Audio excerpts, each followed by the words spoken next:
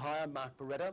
My love affair with motorbikes began when I was about 10 years old, and my dad and my little brother both had the passion for motorbikes. It probably goes back to my grandfather, who had always had a motorbike, and he kept it in his shed. And when we were kids growing up, it was one of the most exciting things when Granddad got the bike out of the shed. It was three generations: myself, my brothers, my dad and my grandfather. And so I think motorbikes are something that really get in your blood. We got our first mini bike when I was still pre-teens, and it was the greatest thing. It was for all of us from the time we got it. It was our activity probably for almost 24 hours a day, much to the annoyance of our neighbours.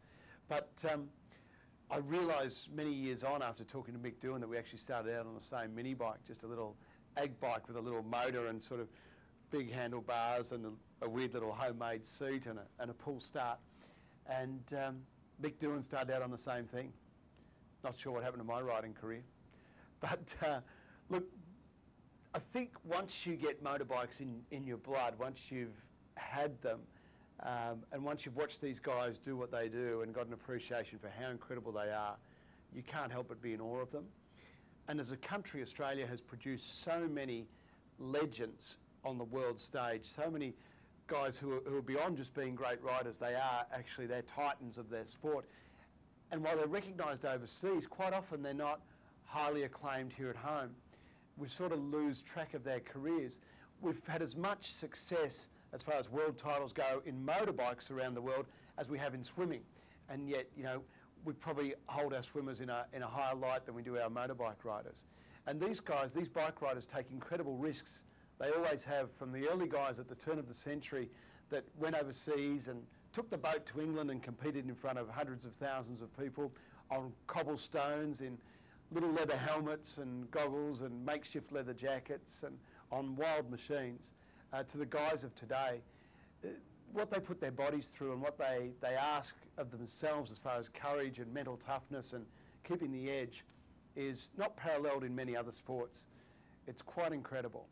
So to be able to capture their stories in this book, Legends of Australian Motorbikes, has been a really exciting experience.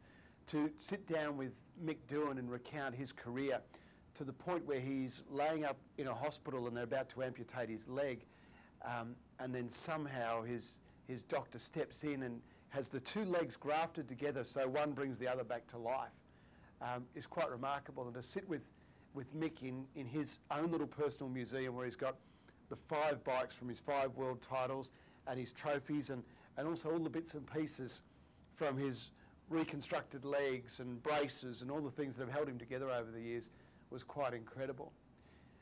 And then you talk to Wayne Gardner about his incredible return to Australia after winning his first world championship.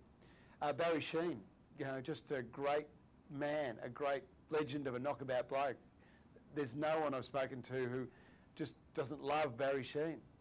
And right through from the early guys who started out, right through to the current crop of champions, the Casey Stoners, the Chad Reeds in motocross. Each of their stories is just remarkable.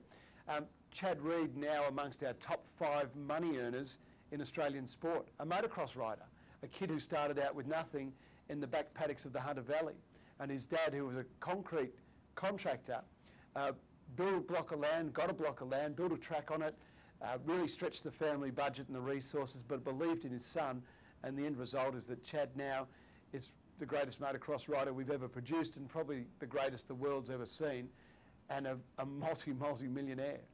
So their stories are all quite unique and quite incredible and really, really exciting and very much untold.